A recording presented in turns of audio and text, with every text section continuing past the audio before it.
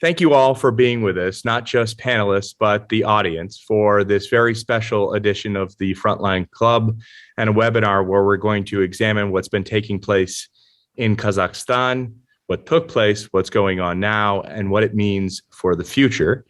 My name is Ryan Chilcot. I'm a freelance journalist, a PBS NewsHour special correspondent, and a longtime watcher of, let's say, the Eurasian space, the former Soviet Union, going back to 1990 when I started as a reporter in the region. And I have a fantastic panel that I'm going to quiz today about the events that have been transpiring in Kazakhstan.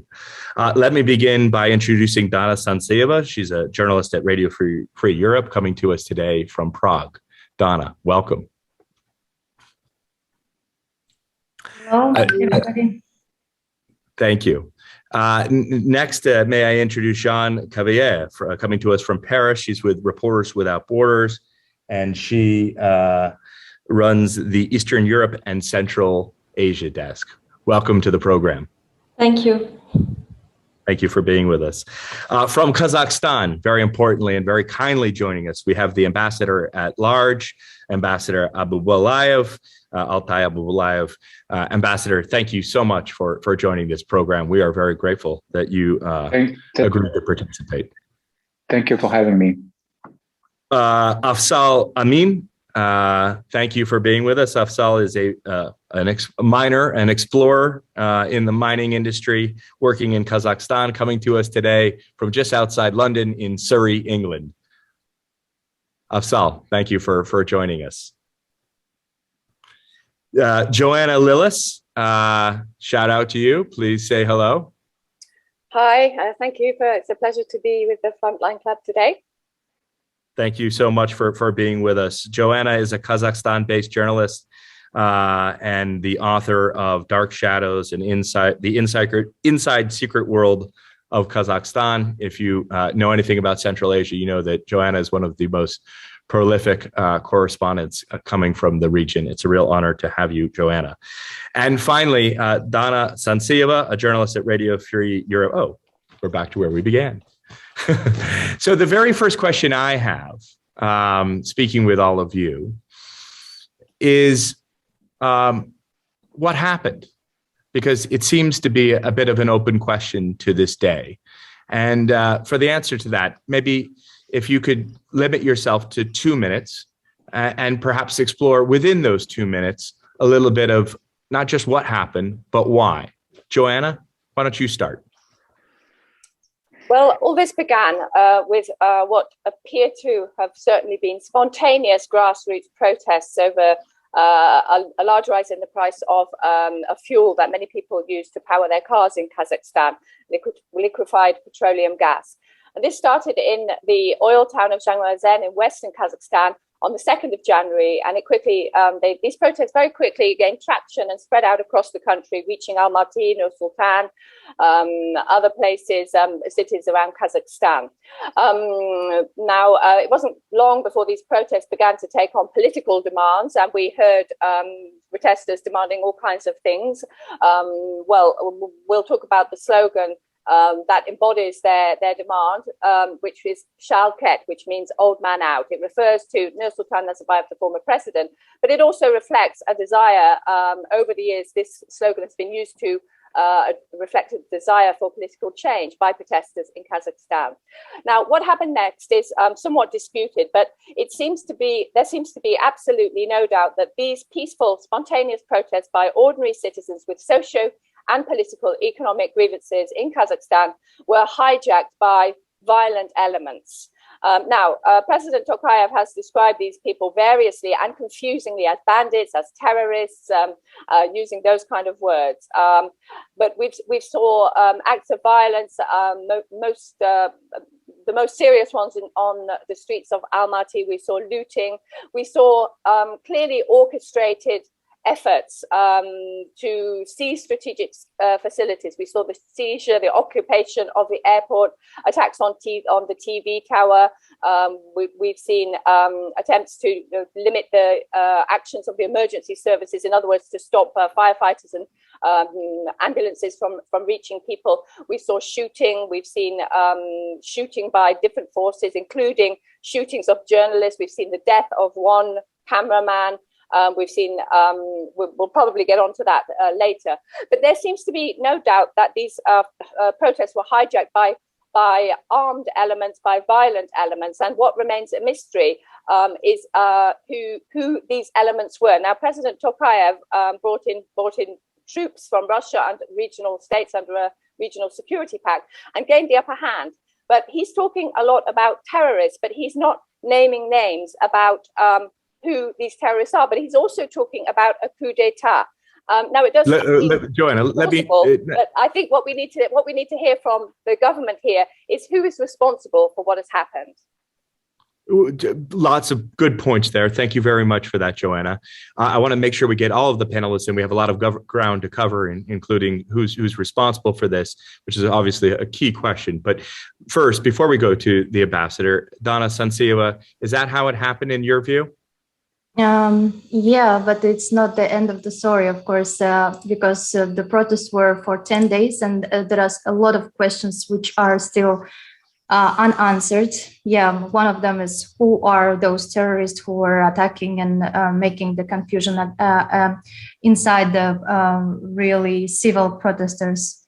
And who is responsible, of course, the question which is still raising.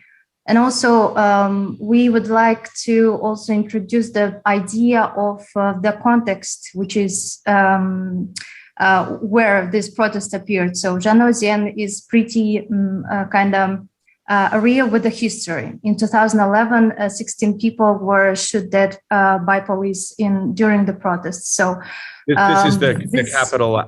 This is the capital. This is the city outside of the capital where the protests. It's a small city in Mangistau region where everything started. So that's why it was supported by. Just for a second, Donna, just because most of our audience, well, many people out there obviously don't even know where Kazakhstan is, but more specifically, many people don't know the geography within Kazakhstan. So place that on the map for us a little bit, and then continue, please. So it's a city on the west of Kazakhstan, close to Caspian Sea, let's say. And in this city in 2011, there was also protests, also economic kind of causes was in that. And one of the reasons why it went wild, it is because it is the region where the same problems appearing again and again, and government is not solving it, and not much interested in kind of listening the peoples of that region. So in other cities, people started to also kind of give support to protesters from that region.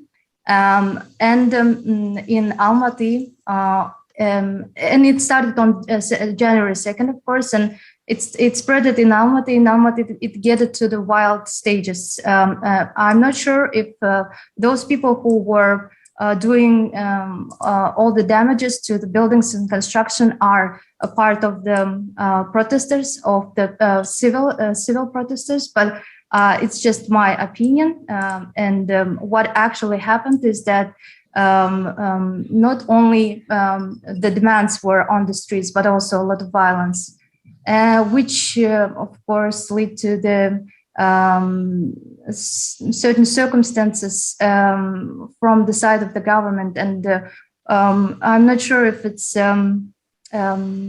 how to say, a good action, but the government shut down the internet in the whole country. It was the whole country shut down of internet for several days. And that's why most of the actions which were held on the first days of the protest, when internet was shut down, is still unpolished. It's still unclear. A lot of mysteries going on there, and still no answers from the side of the government, as well as what actually happened during those days. Well, thank you very much for that, Ambassador Abubulayev. What did happen, and what do you make of what you just heard from the first two journalists? Ryan, first of all, thank you for having me. I do remember our last meeting in Nur Sultan, and during the Eurasian Media Forum. I do remember also our joint trip to Zhanezhen with Joanna. If you remember me, it was 11 years ago, actually. It's. I think we have. First of all, we woke up in the new country. A new country and the new political circumstances, and we have absolutely other Kazakhstani face and Kazakhstani political situation in my country. My colleagues raised many difficult questions. Of course, no answers. Of course, no. Everything is tragedy happened in my country. Yeah, I agree that internet, no internet, no any clear answers. What happened in Almaty and etc. First days, January 2nd, 3rd of January, we had peaceful demonstration in the west part of Kazakhstan. Then many regions of Kazakhstan, the people, local people, supported this demonstration. Their demand, that was first of all, its economical demand, socio-economical demand. Gas price, I think it was just first question of long list of local demands. Yeah, government and president first of all satisfied all demands. Government was dismissed, price for the gas decreased, and etc. But in my opinion, all political reforms, democratic reforms of my president, inspired local peoples or Kazakh people to change the Kazakhstan after 30 years of independence. That's the main political reason of this tragic events in south part of the Kazakhstan. Everybody asks me, what happened? Why? Where's answers? Who is this terrorist? Where's answers? Why? Joanna mentioned that. Why president already mentioned them? Bandits, terrorists, extremists. Okay,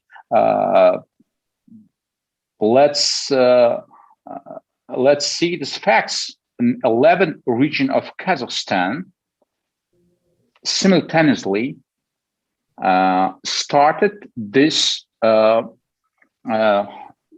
this action hijacked by this by this team, these groups. Okay, let's don't say this terrorists or bandits or extremists. Okay, but we have to wait the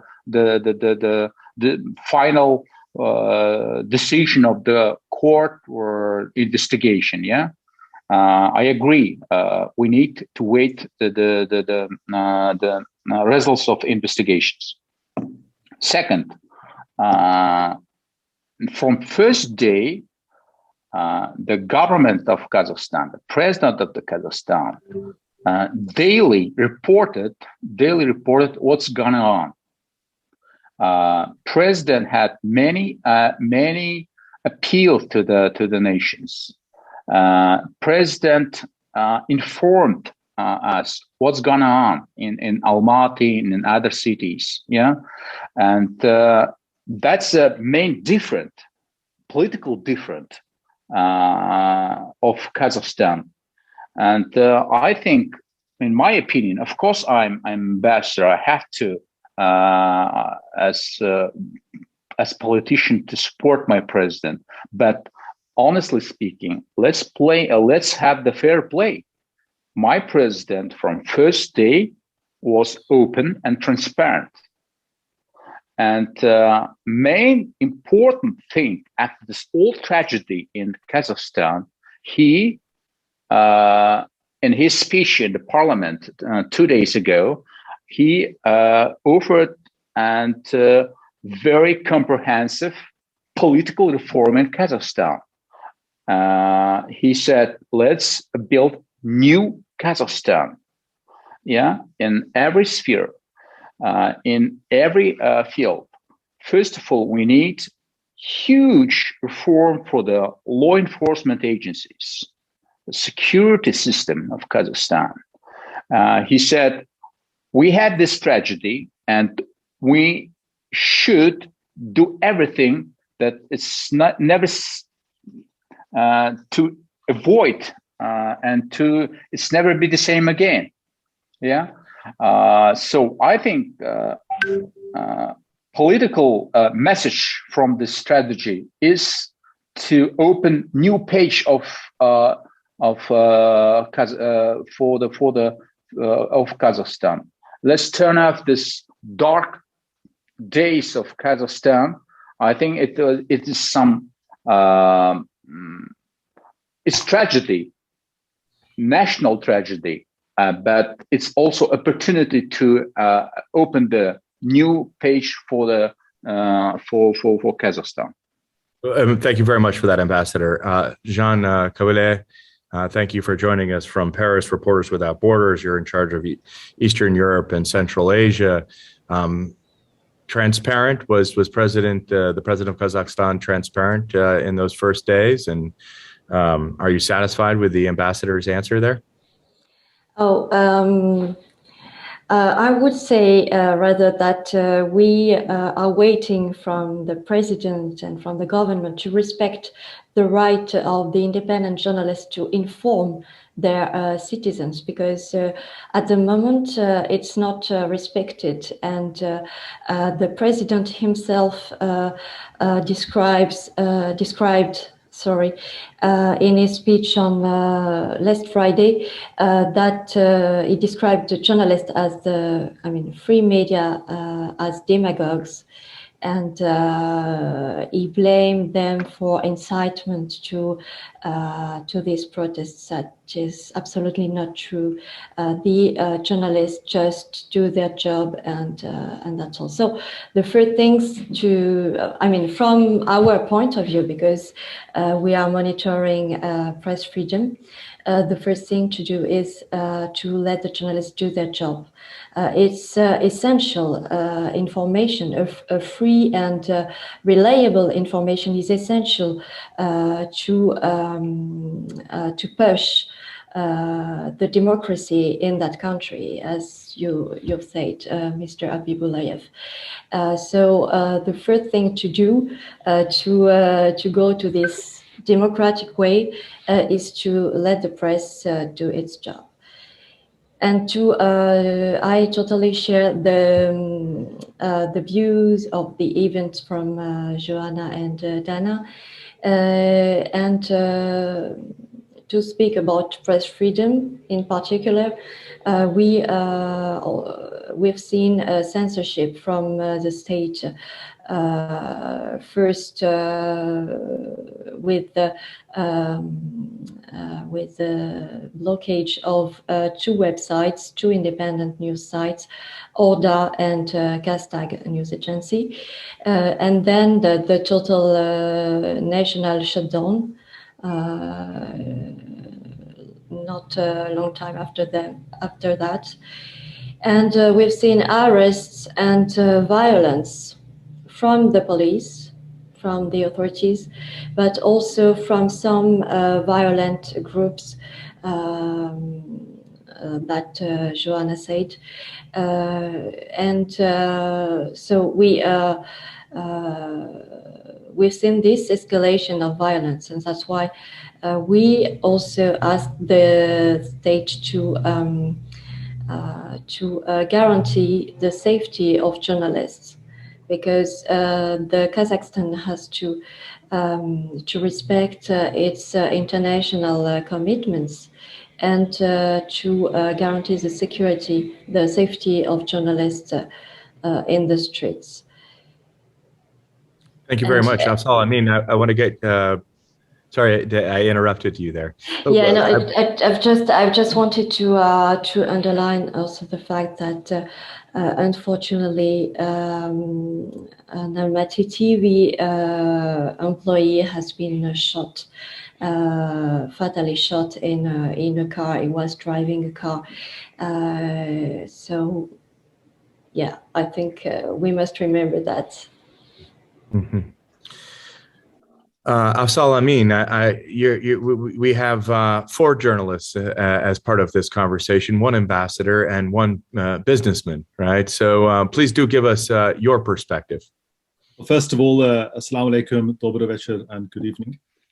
Thank you to Frontline Club for hosting this event and for inviting me. In my previous life, I was a British Army officer and I specialized in counterinsurgency strategy. And my master's degree was focusing on non-state actors using violence against state power. So it's quite strange for me to be running away from all of that background into exploration, mining and water infrastructure. And actually I'm relying on that academic and military background to make some analysis now. And the first thing I'd like to say is that I think there are 4 specific events and each event should be analyzed individually. I'll just run through them very quickly. There were genuine, hardworking, ordinary Kazakhs protesting about the quality of life, their access to fuel at prices they were used to based on government subsidies. And they protested when that situation changed. Those protests were largely peaceful everywhere, and the state, the police, allowed those protests to happen wherever they occurred. That's well documented. The second event is the emergence of armed actors amongst those protests who used a variety of weapon systems, from Molotov cocktails to live ammunition to grenades, to not only attack the police and government buildings, but also to attack banks and shopping malls and other places to be looted. At that time, there was a lot of confusion. From what I can observe with the limited information I have, the police didn't act decisively or in a coordinated way against those gangs. Then the CSTO deployment was announced. At that point, the police seemed to have coordinated themselves very quickly and turned their attention to the disruption that they could see occurring, partly from protesters who were confused, but also from those armed gangs or armed groups that were engaging in the violence, mostly in Almaty, it must be fair to say. Then the fourth event is the CSTO deployment, where we can see almost instantly calm was restored. We didn't see a civil war type scenario where thousands of Kazakhs took up arms against the CSTO, or there was violence between the CSTO and protesters. Calm was restored, and we can see now that the withdrawal has been announced. And I think these 4 events are each open to a significant amount of misinformation, and we've seen a lot of, I would consider, hyperbole about how Kazakhstan works. I've been engaged for the last 7 years in the country, working there for the last 5 years, 1 month in 3, more or less, I'm there. And as I published recently, it is a wonderful, open society in which to work and to be engaged. And there, of course, there are 1,000 questions for each of those 4 events. And over the coming weeks and months, I'm sure, as more and more people engage with these issues, we'll start to see the emergence of a narrative which makes sense. And hopefully we'll get one of those narratives, or that narrative, in the next hour here. Yes, please, Ambassador. And before you begin, yes, please, Ambassador. And one quick question for you. When we were talking about what transpired, one thing that a lot of people wonder about outside of Kazakhstan is, why did the president of Kazakhstan order his troops to open fire on people on the streets without warning? I think it was to demonstrate the size of action of the government against this so-called terrorist, so-called peaceful demonstrates. I think President has decided to demonstrate his the size of action is because he would like to stop immediately all this violence in Almaty. I'd like to, first of all, I'd like to fully support all this 4 points from Mr. Afzal. I think he's absolutely right. Of course, it's not so sweet topic for the free journalists that if I mentioned 1,300 people injured and during this strikes, so-called strikes in Almaty. Yeah, 16 police officers has been killed. Yeah, during this so-called peaceful demonstration in Almaty. Yeah.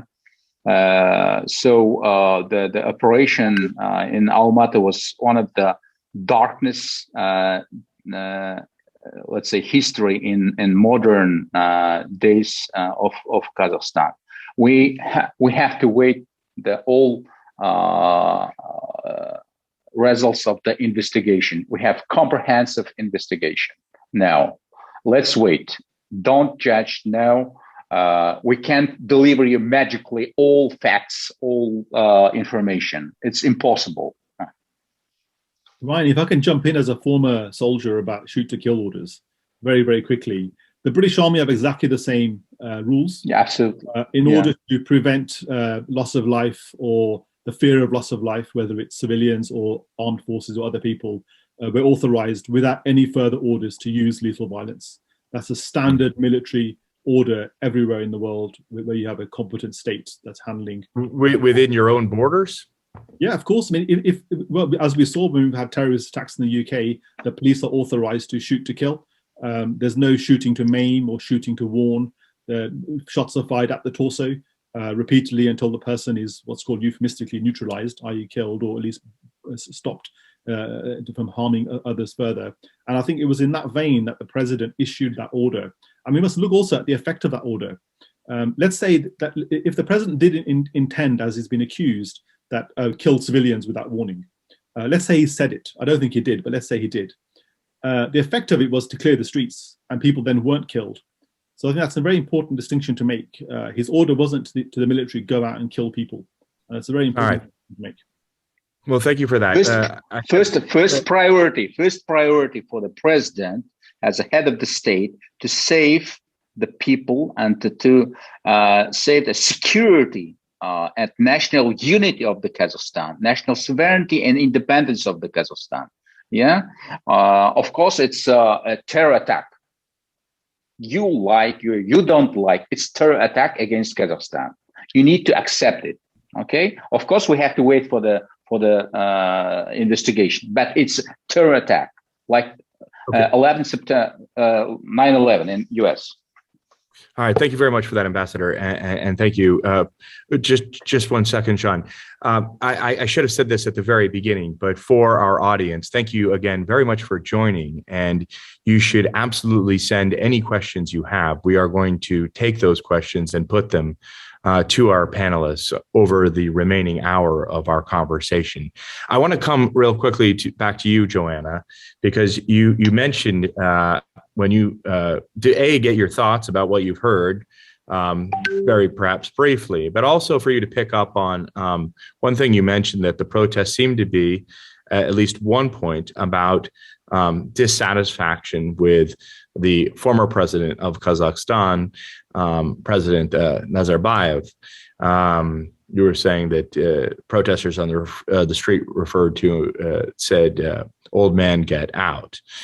One big question, perhaps, is what has happened to the former president of Kazakhstan? Where is he? Many people argue that he still exercised some political power and clout in the country. What's happened to that? Well, where is he? That's a question many people in Kazakhstan are asking themselves, because he hasn't been seen since the 28th of December when he was meeting Vladimir Putin in St. Petersburg. He hasn't been seen throughout this entire crisis. And, Nursultan Nazarbayev occupies the role of leader of the nation. The nation is in crisis. And as Ambassador Abulayev said, it's undergoing its darkest days since independence. And Nursultan Nazarbayev is lying low. So I think people have been very, very disappointed about that. Obviously, in the absence of hard fact, we get an information vacuum, and that gives rise to many rumors, including that he may have passed away, or be incapacitated, be ill, And also, on that note, before moving on, I would say that, there are many people in Kazakhstan many people here in Kazakhstan who believe that there is something has sparked something like the condition of Nursultan Nazarbayev has forced people's hands, elements who are afraid what may happen to them once the former president is no longer on the scene. Now, we're seeing all kinds of rumors. We don't have any confirmation. Rumors that members. Hold on right there, because we do have a representative of the government, of course. So maybe we can get a quick answer to your question. Could I finish? And I'll come right back to you. I just wanted to ask the ambassador, where is President Nazarbayev, ambassador? I don't serve in his office now. Right. Is the answer you don't know? No, really, we had official statement from his press secretary, and I believe he's in Nur-Sultan, and he's in office. I'm sorry, I can't give you any comments because I have this information like you. Understood. Okay, thank you very much for that. Yeah. Joanna, I'm sorry to cut you off. Please continue. Okay, so I think what Altay has just said backs up this point that nobody knows where he is, or somebody does, but it's not public information. Now, what we've seen is in the wake of this tragic events, we've seen President Tokayev, or during these tragic events, indeed, President Tokayev has removed some crucial powers from Nursultan Nazarbayev, with whom he's been ruling in a sort of what I call normally a political tandem since Nursultan Nazarbayev resigned in 2009 and handpicked President Tokayev as his successor. Tandem is, of course, for those not in the know, tandem is, of course, a word that Vladimir Putin used to describe his ruling power together with Dmitry Medvedev when Dmitry Medvedev was president of Russia for a short while, and Vladimir Putin was prime minister, or at least masquerading as prime minister, but actually acting as president. Sorry, so it was also being used in Kazakhstan. Please continue. So President Tokayev removed key powers from Nursultan Nazarbayev during the crisis. He took over the position of chairman of the Security Council from Nursultan Nazarbayev, who has the right indeed to hold that position for life. These are part of the personal privileges, powers and privileges that are afforded to Nursultan Nazarbayev personally as part of his role as his official title is leader of the nation. So, I mean, there are certain conclusions that some commentators would draw from that, that President Tokayev didn't trust the security forces, that President Tokayev indeed perhaps even didn't trust Nursultan Nazarbayev, or certainly President Tokayev was trying to wrest control of the security forces at a crucial time, at a time when President Tokayev says people were trying to topple him. We've also seen President Tokayev, almost as soon as this crisis, immediate security crisis that was taken under control, President Tokayev has moved against the Nazarbayev family, indeed. In his first speech to Parliament, when he struck a very conciliatory note to the people of Kazakhstan, talking about how he understands their grievances, he gets it. He specifically singled out a company which is linked to one of the Nursultan Nazarbayev's daughters, which has been very controversial in Kazakhstan. There's been a lot of news about this company in Kazakhstan. Seems obscure, but the company was a monopolist on collecting recycling fees for cars, which motorists are forced to pay. And this encapsulates the resentments that ordinary people feel in Kazakhstan about the economic interest and the wealth of the Nazarbayev family. And President Tokayev, the fact that he, after weathering a coup attempt, so he says, he got up in Parliament and started talking about this company, tells you how important he thinks it is to show the people, I hear you. And I think what we're really seeing is a real reduction in the influence of the Nazarbayev family. The media is full of speculation. Social media is full of chatter about the idea that people in the Nazarbayev family may have been involved in some way in this, in what happened, in an attempt even to topple President Tokayev. I mean, we even see names being named. We hear, we've seen accusations against the president's nephews. We hear talk about what is the role of his brother, Bolat Nazarbayev. These are powerful people with powerful business interests who may be concerned about what happens to them when Nursultan Nazarbayev is not on the scene. When media in Kazakhstan who've aired those allegations have found themselves facing criminal investigation under charges of disseminating false information. But I think what the people of Kazakhstan need is answers, and they need President Tokayev to explain exactly what is going on. And as I said before, who is behind it? Who does he think is behind it? Enough with the general bandying about the label of terrorists. We need answers, and the people of Kazakhstan need answers. Donna Sanceva, I'll get to you in a second. But Ambassador, I just want to make sure that everyone has an opportunity to speak. Yeah. Just for a moment. I want to get to Donna Sanceva, but also before I do that, real quickly, Jean Cavalier, you were about to speak. I cut you off. If you could briefly share your comment that you wanted to earlier. Yes, it was a comment to what Mr. Ambassador said. It's just that this right of the police officers to shot without warning can lead to accidents, of course, because we have seen a freelance photographer, Almaty, who had to be hospitalized after a gunshot injury to the leg when soldiers opened fire on his car while he was out reporting in Almaty on the 5th of January. So that's just my comment.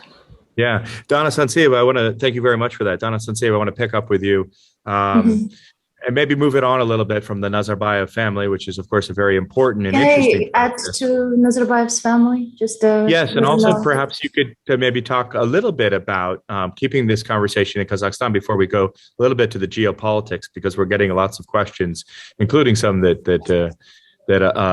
have to do with the geopolitics around the situation in Kazakhstan. I also want to hear from you about what all this means for the future of Kazakhstan. First, I would just like to finish with the family. So since the beginning of protests, there is no information not only about the Nursultan Nazarbayev, but also no kind of appearance of Veriga Nazarbayeva, who is his daughter, who is kind of should be at work.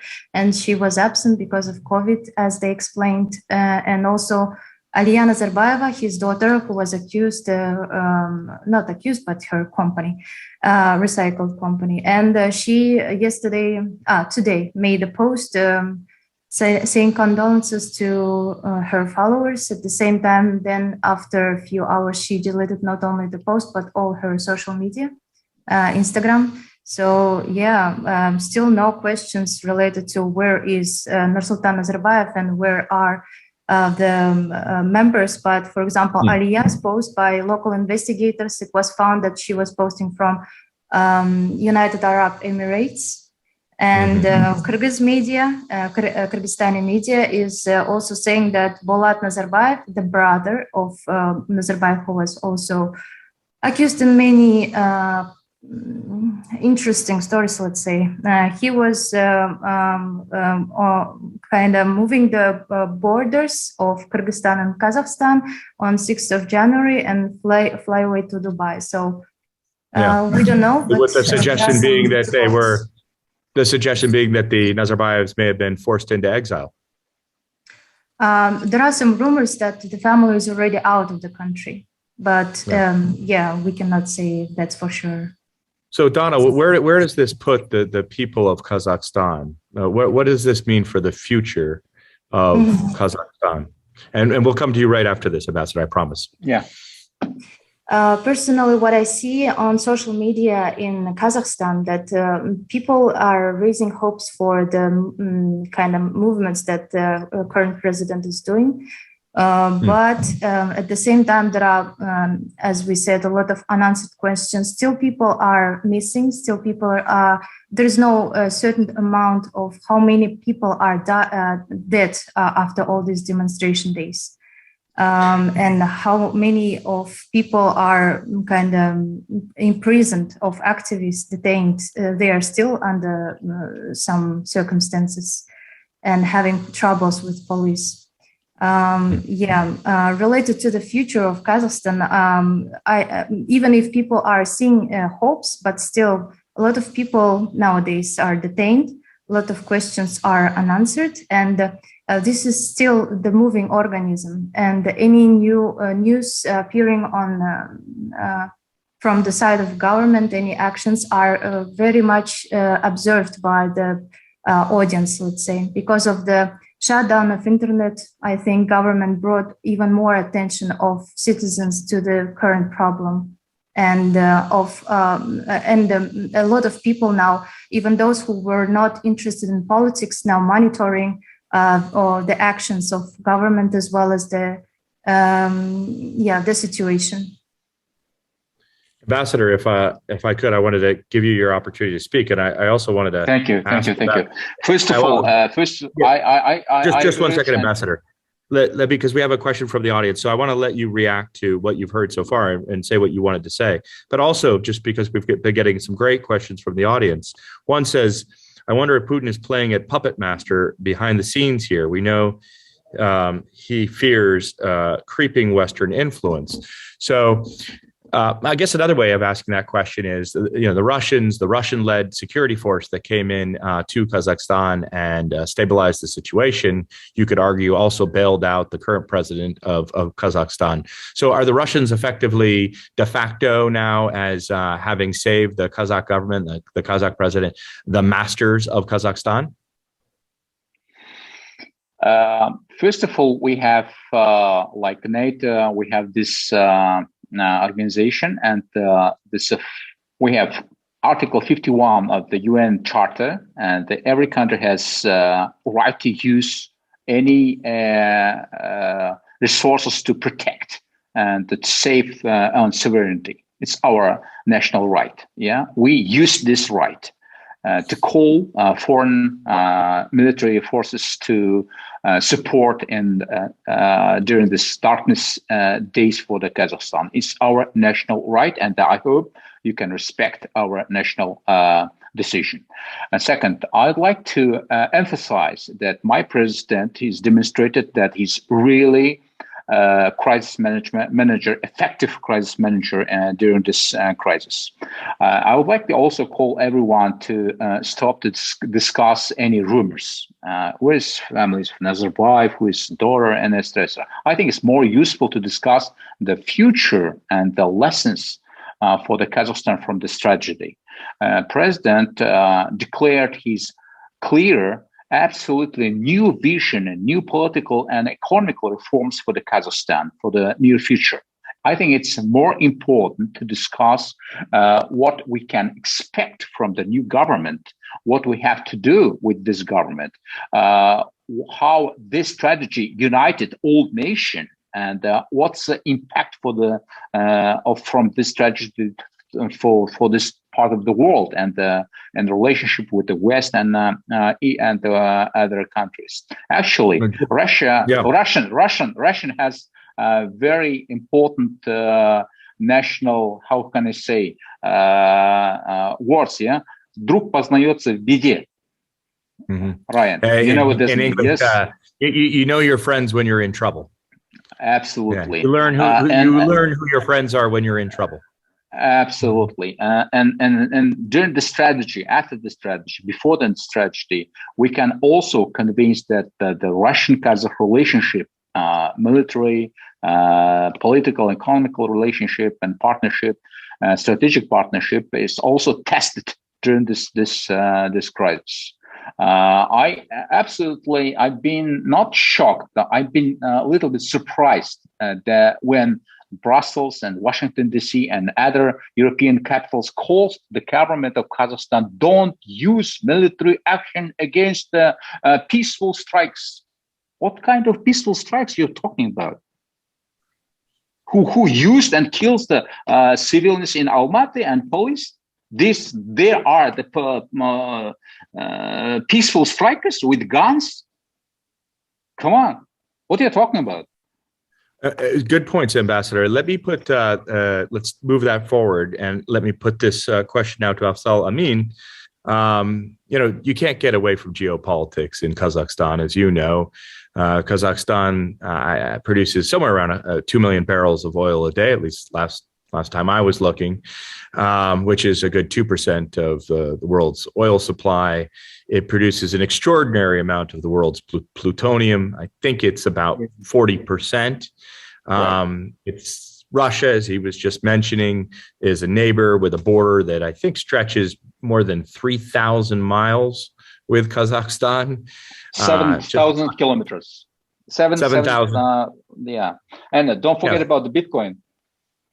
Right. And of course, yes, a good amount of the world's Bitcoin supply is mined in Kazakhstan, which of course alarmed all of the Bitcoiners out there. But, and then to the east, you've got China. To the south, you've got Uzbekistan and Afghanistan, which is, of course, strategically a very important place. So I want to try and combine a couple of the questions we've gotten from the audience. The one about is President Putin, sort of playing puppet master here in the region, and another question which we got from Ewan. Sorry, I don't have my glasses on, so apologies, but asking if Kazakhstan has a sovereign wealth fund and perhaps what this means for the sovereign wealth fund, or do they plan to create one? The answer, as you know, is that yes, Kazakhstan does have a sovereign wealth fund. And Kazakhstan has all of these resources. So geopolitically, a very important spot. How do you see, Afzal, what has just transpired over these 2 short weeks, the first 2 weeks of January of 2022, changing the great game, if you will, to use a tired expression, the geopolitical equation in Central Asia? Well, thanks for that really easy question. I'll answer it very briefly. Before I do, I just want to share. United States won. I just want to share with you a very funny anecdote, which is that I also have investments, a small investment in cryptocurrency. So I was following the discussion about Bitcoin and mining. Our condolences. Bitcoin's definitely taken a big hit. But amongst the Bitcoin mining community, the belief is that central banks all over the world are so petrified of Bitcoin, they brought about a coup in Kazakhstan to damage Bitcoin mining, which I thought, wow, that's as many theories as there are people. However, some are less relevant than others. Continue. So, not in Janozin. So I just want to make a quick comment about the relationship, as I see it, between President Putin and the Central Asian republics, particularly Kazakhstan. We mustn't forget that for 70 years, the Soviet Union brought about a sense of identity, of belonging, of shared resources, and many, many successes amongst the many failures of the USSR. And the legacy that the Soviet Union has in Kazakhstan remains very strong, particularly in the use of the Russian language, the Soviet systems of administration, Soviet structures of how the police and so on are organized. And this cultural legacy of the Soviet Union is a key part of what it means to be Kazakh today, even though there are many elements in Kazakhstan trying to understand who they are as a contradistinction with being Slavic Russians. So this idea of being Kazakh and the Kazakh language and returning back to a practice of the Islamic religion, these are all the sorts of changes that are going on in the post-Soviet space.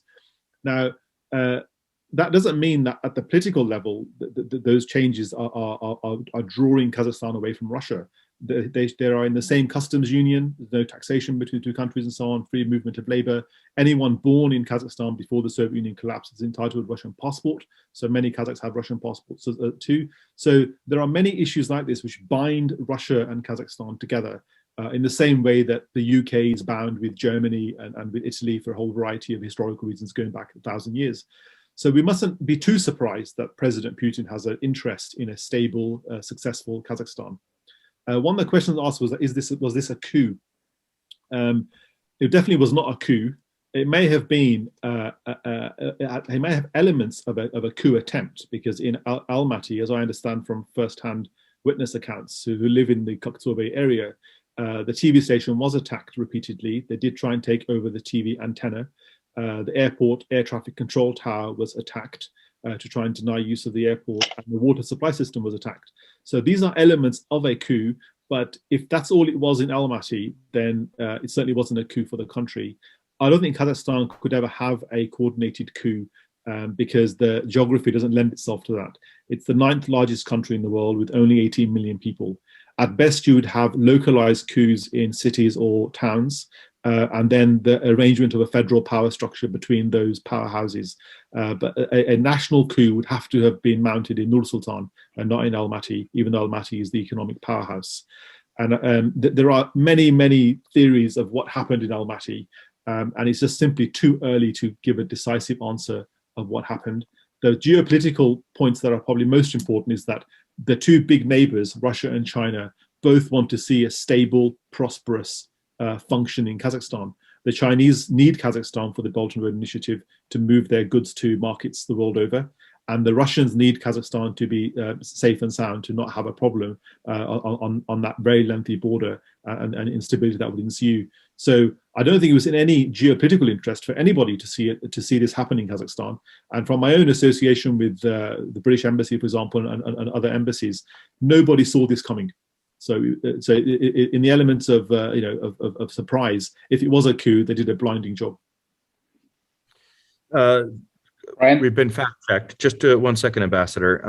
I want to go to Joanna in a moment, but before that, a correction. Kazakhstan produces more than 40% of the world's uranium, not plutonium. Correction there. Apologies if we said anything differently. Joanna, what's this mean geopolitically? What's taking place in Kazakhstan? Well, I think the one conclusion that we can draw is that there will be a shift in relations between Russia and Kazakhstan. I think it's very telling that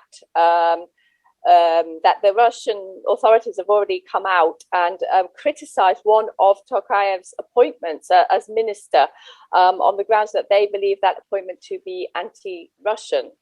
They have said that that Minister Umarov is not welcome in the Baikonur Cosmodrome, for example, which is controlled by Russia, or in the town as well, I presume is what they meant. Now, that's very telling. I mean, that's Russia trying to show that that Kazakhstan is beholden to it, and that Kazakhstan had better toe the line and had better, try to please Russia. Now, I'll just share something interesting about that, though. I was on a panel earlier, a different panel, obviously, with very respected Kazakh expert on geopolitics, Nargiz Kasenova, who suggested that President Tokayev may have deliberately made that appointment in order to show that, no, we're not beholden to you following the assistance from Russian troops. But I do think that Russia will want that it believes there's a quid pro quo. We've actually seen over recent months, we've seen quite a concerted campaign in the Russian media, kind of making quite unsubstantiated claims about anti-Russian sentiment in Kazakhstan. Now, I wouldn't deny there is some anti-Russian sentiment in Kazakhstan, but we see constant accusations by Russian nationalists about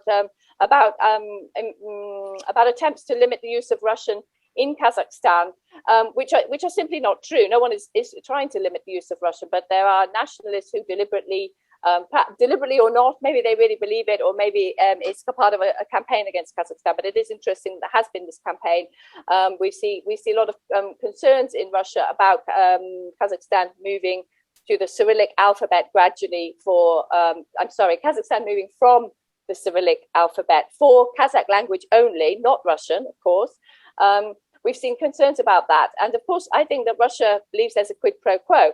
But I think what will be interesting to see for me is how far President Tokayev, who I've noted has always been, since he came to power, rather more assertive, politely assertive, but I found him more assertive in the relationship with Russia than his predecessor. So I think it'll be interesting to see how President Tokayev, who is, of course, a consummate diplomat, with his background at the United Nations and in the foreign ministry, will be interesting to see how he's able to assert Kazakhstan's interests. I mean, we really did see an outpouring of grief on social media when he announced that he was inviting in troops on the Collective Security Treaty Organization, Russia-led.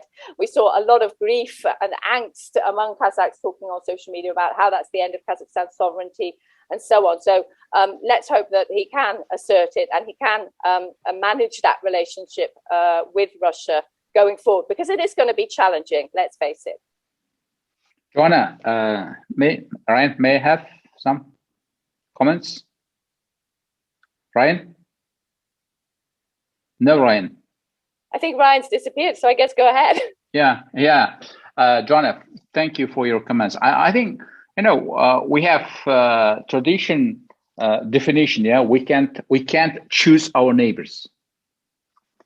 Yeah, we have Russian, we have Kyrgyzstan, Uzbekistan, Turkmenistan, Caspian Sea, and we have this fixed location, and we cannot change our location. So we have to accept it, first of all. Yeah, and concerning this, some information that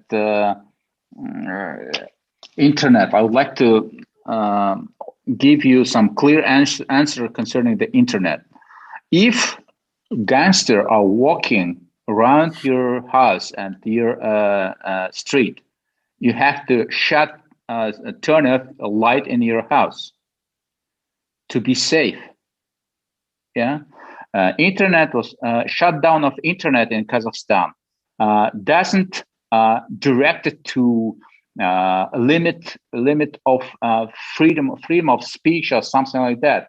No, it was stopped to having the aim of to stop any communication between this gangsters teams and etc. It's a security reason, not to stop any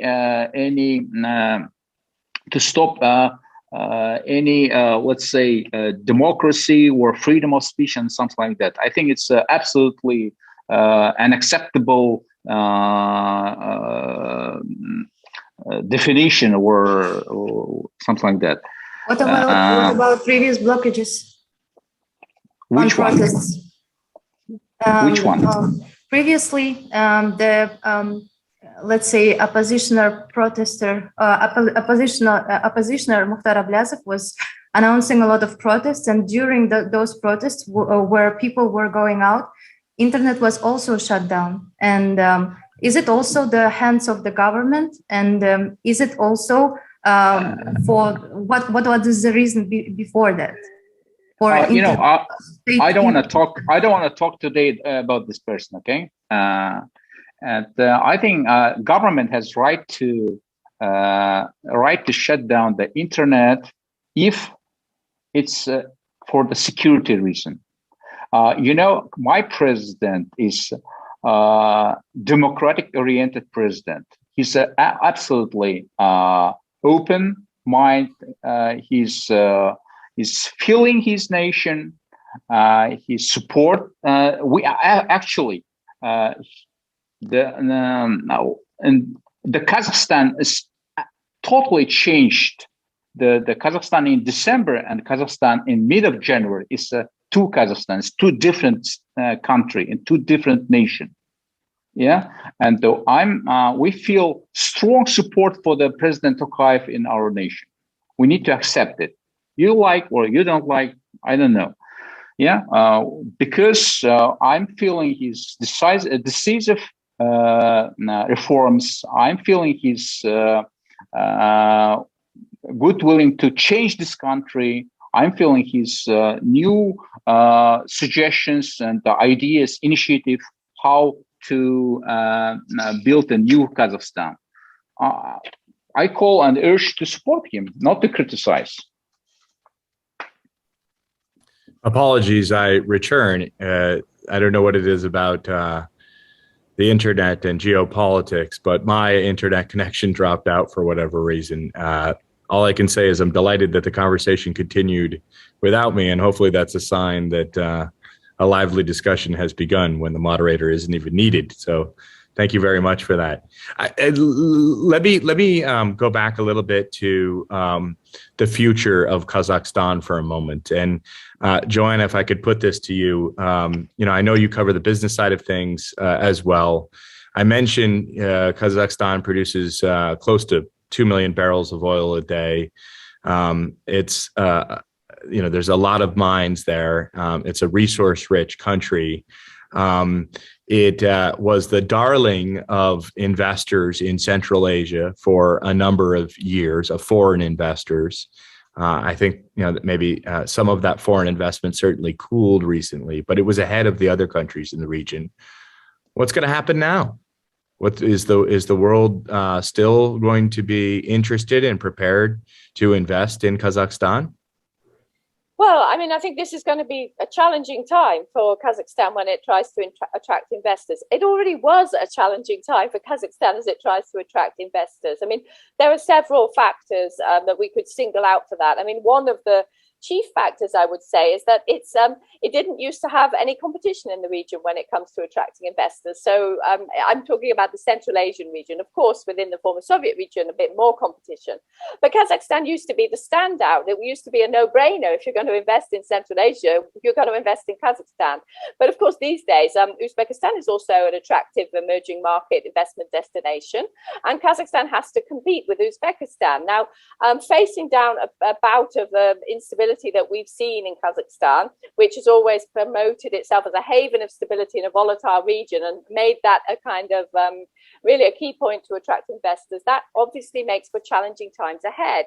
And also, we have seen a bit of we've seen flagging reform momentum over several years, really. I mean, Kazakhstan, like everybody else, has had to weather the pandemic, but we've also seen all the talk we've had over many years about economic diversification, yet Kazakhstan remains dependent on oil. We just see a lot of problems in the investment environment, and I think the government's going to have to work really hard to sort of promote Kazakhstan as an attractive investment destination, and I'm sure it's going to be doing that. But I do, as I say, there are real challenges in that now, and that's obviously really through no fault of its own, but many combination of factors. But it's going to be really challenging ahead as Kazakhstan tries to return to really stronger growth that it was trying to do. And also, at the same time, it's going to be spending so much money on rebuilding, reconstruction.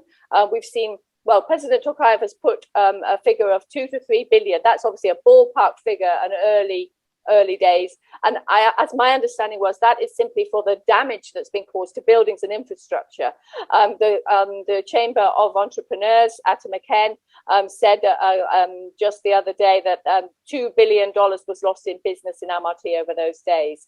So that's we're talking already about a ballpark figure. That's $5 billion without all the damage to business done in all the other places that were affected. We're talking huge amounts of money, and I think that's absolutely heartbreaking for Kazakhstan, because think of how did this start? It started because people have long-standing, vocally expressed for many years, economic grievances, socio-economic grievances that they want the government to resolve.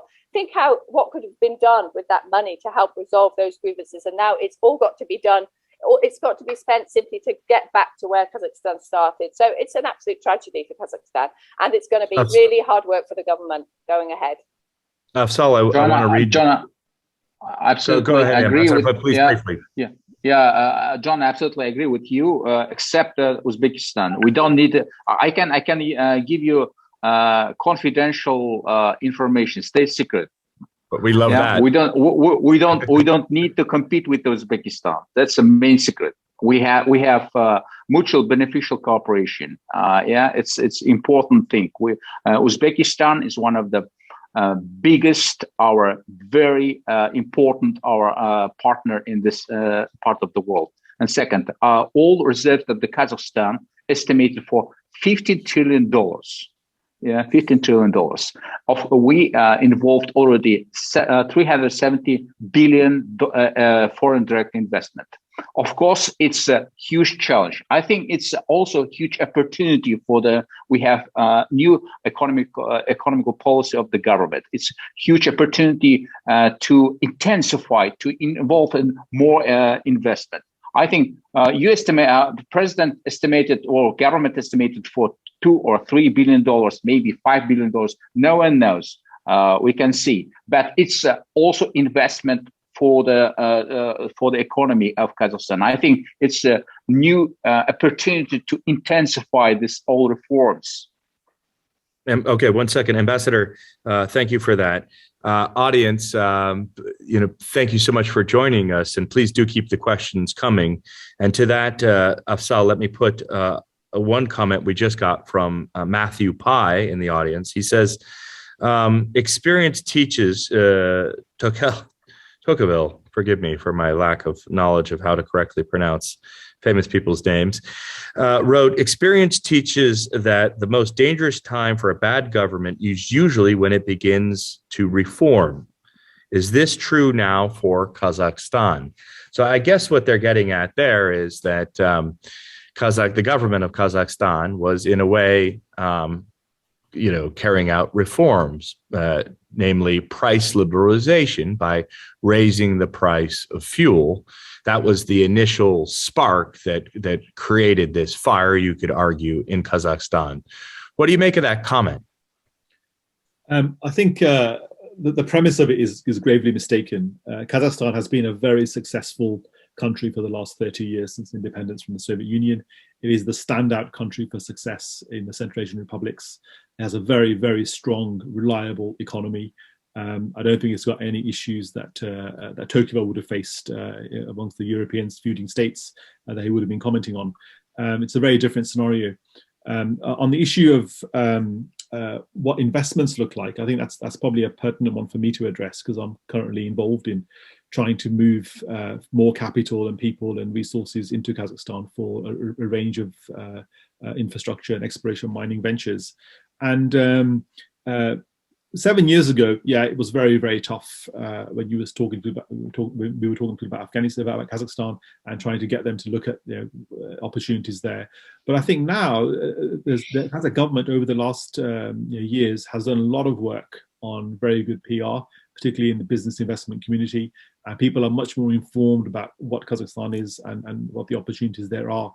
So I think there may be a couple of weeks or months where investors feel a little bit cold and, we should wait. I myself have dealt with, for the last week, not quite investor panic, but certainly concern that what's going to happen, how's it going to be resolved, and so on. And my initial response to investors and colleagues of, look, please relax, it'll be okay, it'll be over in a couple of days, the government will restore order, was met with incredulity that I was so relaxed about it all. So I'm glad it's turned out that way. I think Kazakhstan as a state has actually come out of this very strong. And particularly, I think Mr. Tokayev has come out with a huge personal success, because there's been a lot of accusation that he's just a puppet of Mr. Nazarbayev and he'll just do what he's told, etc. And what we've seen here is if the transition didn't occur 2 years ago, it's certainly occurred now. And I think we're going to see going forward a very strong, centrally controlled, Nur Otan political party dominated government. That's going to be the next 5-10 years at least. I don't see a political liberalization happening anytime soon, primarily because the mechanisms to bring that about are not yet mature in Kazakhstan. Well, thank you for they are developing in that direction. And I think that there's 2 points I want to raise that I probably won't get to speak again. Hold on to those. Let me let you come back on that. Afzal, that was all really good. I guess people will still wonder if the current president of Kazakhstan has broken the shackles, if you will, from the control of the previous president.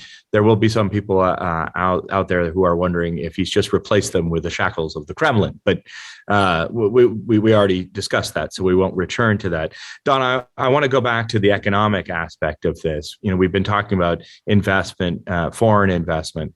Give us the view inside of Kazakhstan. Are you as positive as Afzal about the future of Kazakhstan? He was talking about the political future of the country.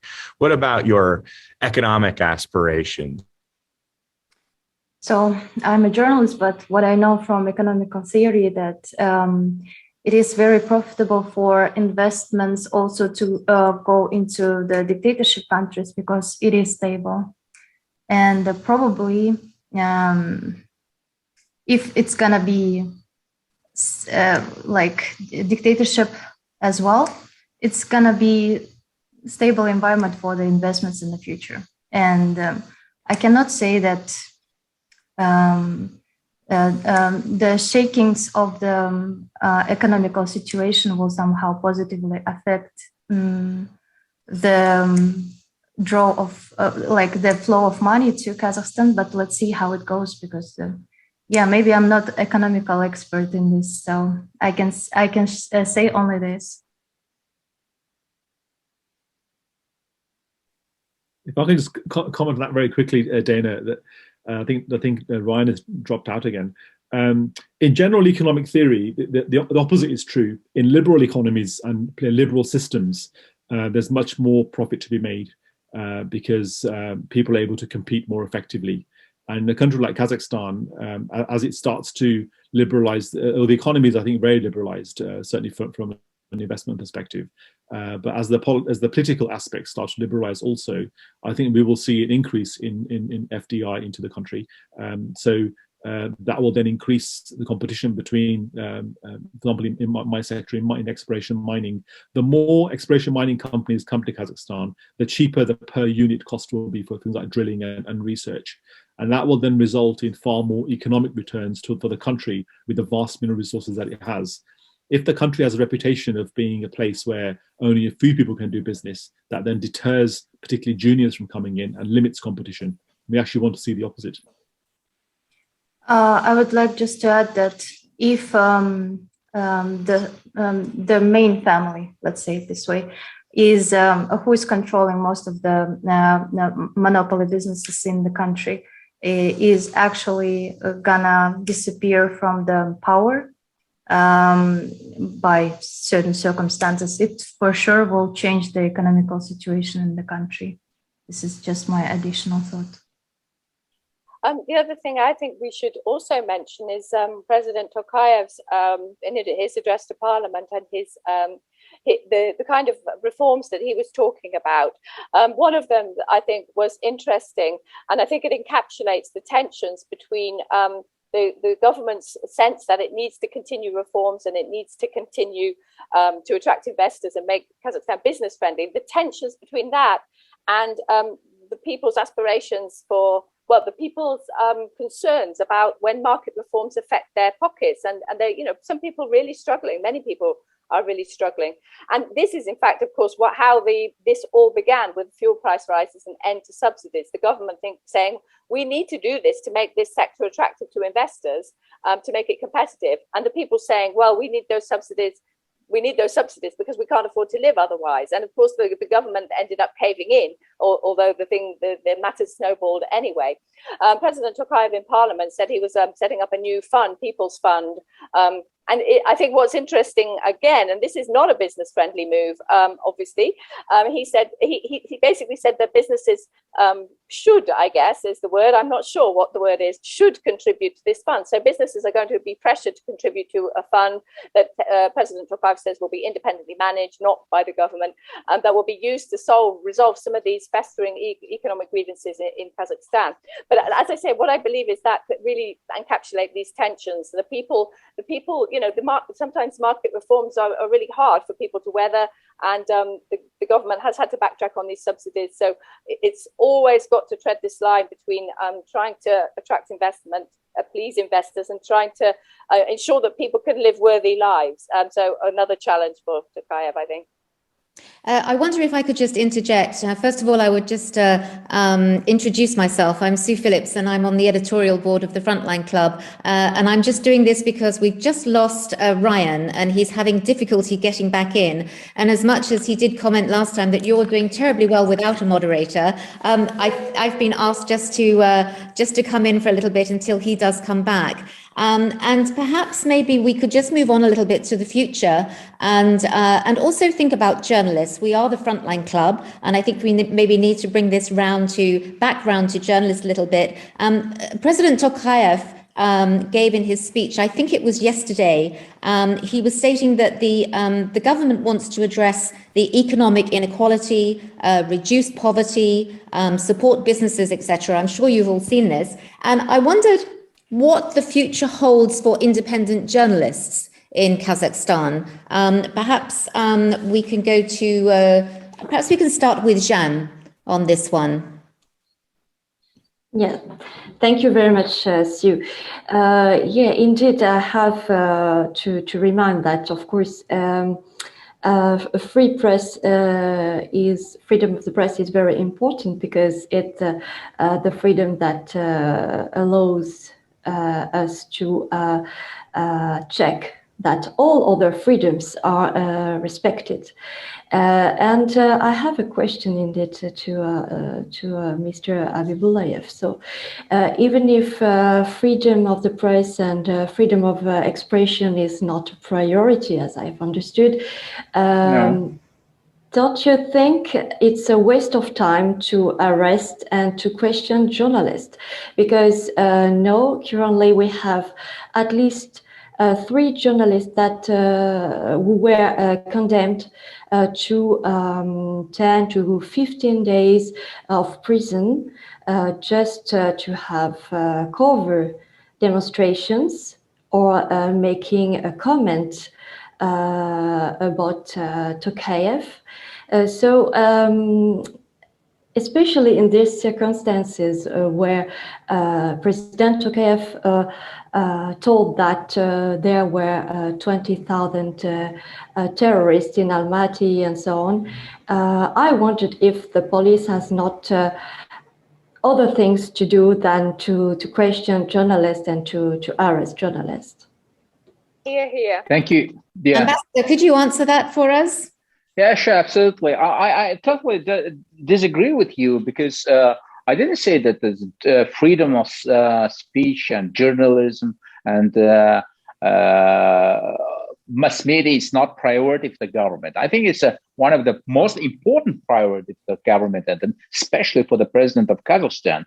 I'd like to use this opportunity. I'd like to inform that probably in February or in March, I'd like to pay a visit, Jean, you in Paris.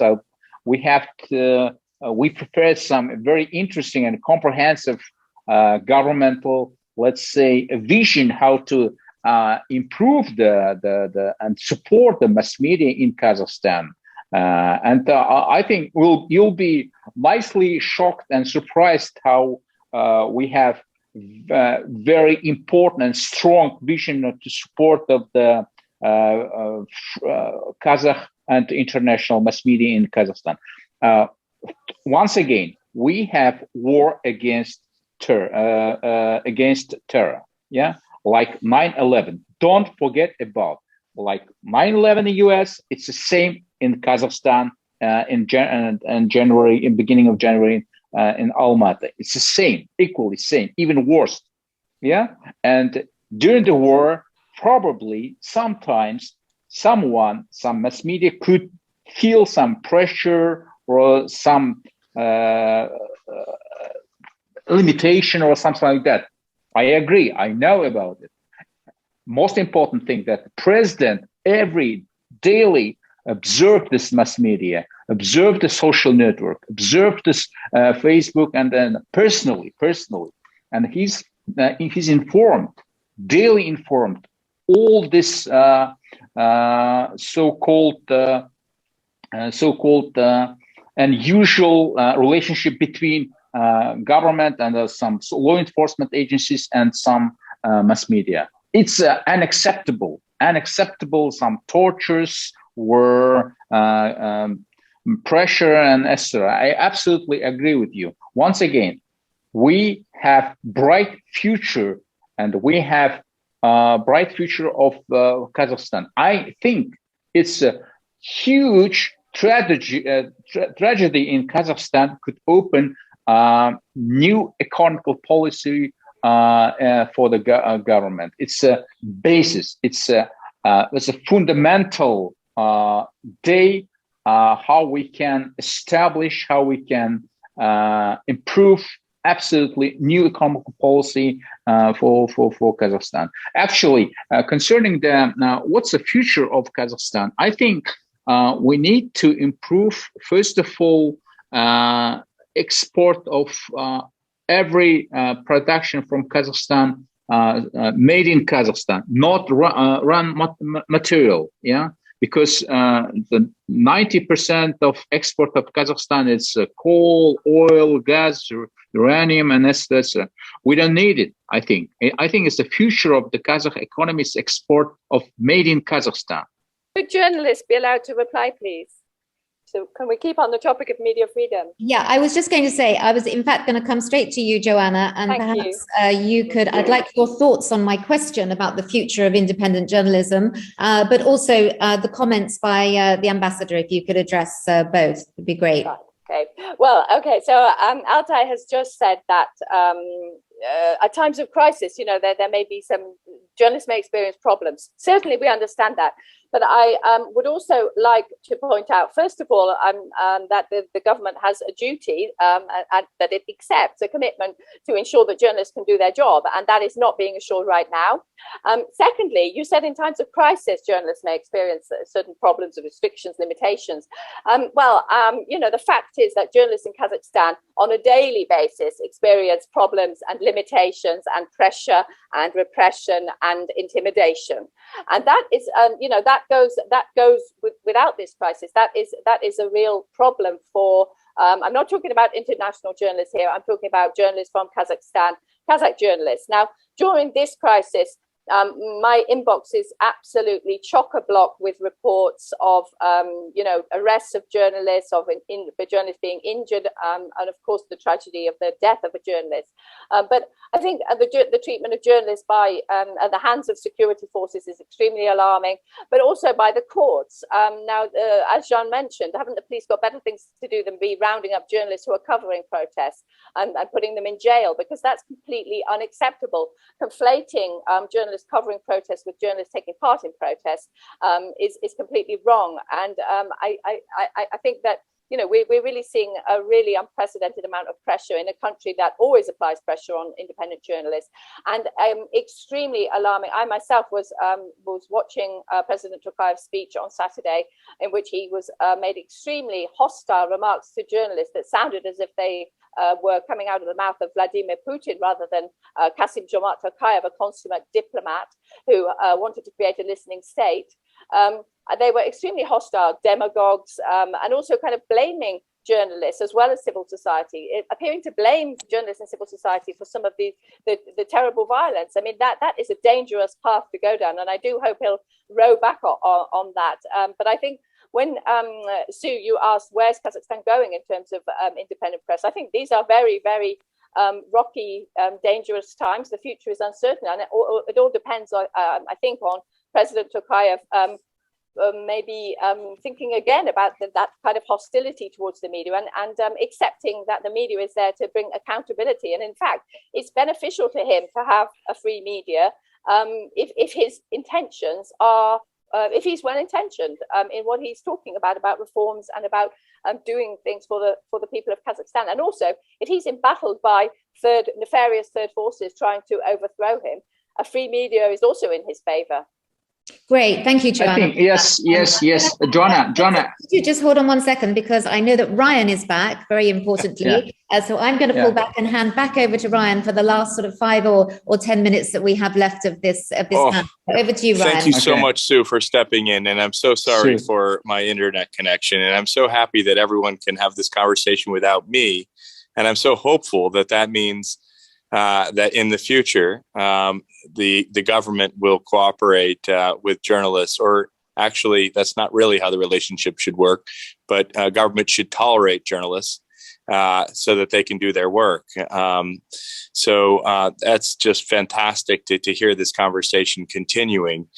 And by the way, we just did get a note. It flashed by me. Maybe you can tell me, Sue, in the comments section, from I believe one of our viewers, or perhaps it was from the Frontline Club, where Kazakhstan fits in the journalist ranking club. Do you see that there, Sue? I'm now coming to you on my phone, which is a little bit silly. Okay, and I'm just checking. I cannot see. Perhaps it came to me and maybe me only. You speak about the rank. That's correct. Kazakhstan is ranked 155th out of 180 countries in RSF's 2021 World Press Freedom Index. Yeah, it was before the protests. Before the protests, exactly. 155th out of 180 countries. Yes. Well, Ambassador, surely you can do better.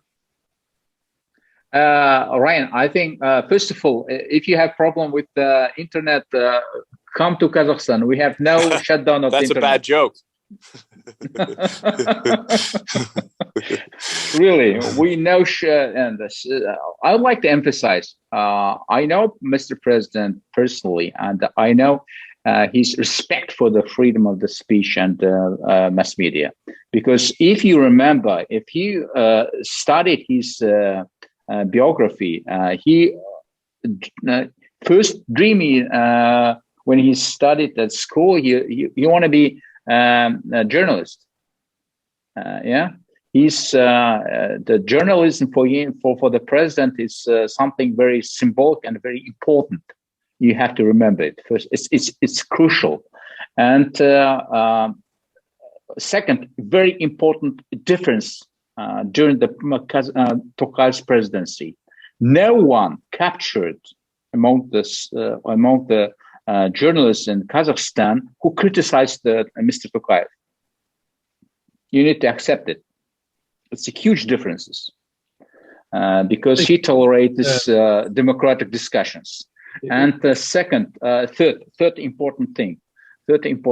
I think after this crisis, after this Kazakh January, Kazakh week in the world, let's say, Kazakh week in the world, this darkness date, I think we have bright future for the all journalists in Kazakhstan. I'd like to also emphasize, John, I'll be in Paris. I would like to demonstrate you our new approach to support the all Kazakh journalists. I think we have very interesting new ideas how to support freedom of speech, how to improve this policy of and this field. All right, you're invited to RSF, of course. Thank you. And quickly, Donna, what do you say to all this? Well, what is the question regarding media? Regarding the independent media and journalist freedom in Kazakhstan? Mm-hmm. What I would say about the days of the protests, so what actually happened, the facts is that only 4 TV channels were on while the whole internet was shut down. And what we see during those days of shut down internet, that people still try to find the ways to communicate through, for example, such things like Telegram. And civil journalists, let's say, played a very important role in spreading the news during those times when most of the kind of important media news were not active and only governmental were on. We would like to say that for example, there are a lot of small communities appearing which are not don't have attestation as journalists, but for example, working as journalists, for example, YouTube channels and so on. And they are actually, because of the lack of trustworthy information, they are trying to produce their own information, which is kind of a new hope for at least freedom of speech. Thank you very much for that, Donna. Sue, Nina, if you're still there, I wanted to give you an opportunity to speak on behalf of the Frontline Club before we bring this conversation to a close, and perhaps just maybe say any thoughts you have about this chat, or maybe some events you have coming up in the future before I thank our panelists. Oh. Well, they're just a shy, very modest group there at the Frontline Club in London, aren't they?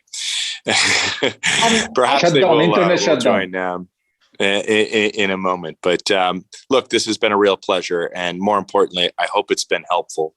What transpired in Kazakhstan is a great concern, not just the people of Kazakhstan, but to the whole world and to all of us who care about Kazakhstan. And I think we all agree, and hopefully the proof, Ambassador, is in the pudding, that independent journalism and access to journalism, to access to Kazakhstan for journalists and the ability to cover stories is absolutely key, not just for them to be able to do their work, but for Kazakhstan to be able to prosper. So on that note, thank you, Ambassador, for agreeing to participate in this conversation. We are very grateful. I know it was actually a bit difficult to find a government official to agree, and we are very delighted that you stepped up. So thank you for that, Ambassador. Thank you for your time. Joanna, thank you so much for joining us from Kazakhstan and your contributions to this conversation. I see a message where I was going to, but think I'll leave it there, says Sue. But Joanna, thank you so much for your contributions and your work on the ground in Kazakhstan. We are ever so grateful for that. Afzal, thank you for your contributions. Always good to have the perspective of an investor and a business person doing business on the ground. Donna, again from Prague, your insights hugely valuable. And Jean, I guess we better get ready to welcome the ambassador. He's on his way, and I guess the ball is now going to be in your court to do us journalists' bidding. Thank you so much for your contributions. And finally, to everyone who sat around and stuck with us during this program and my ridiculous disappearances because of my internet disruptions, thank you so much for being with us. I hope you found this useful. I think it was a very informative and considered conversation, and look forward to speaking with you in the future. Thank you. Thank you. Thank you. Thank you all. Bye. Thank you. Thank you. Bye-bye.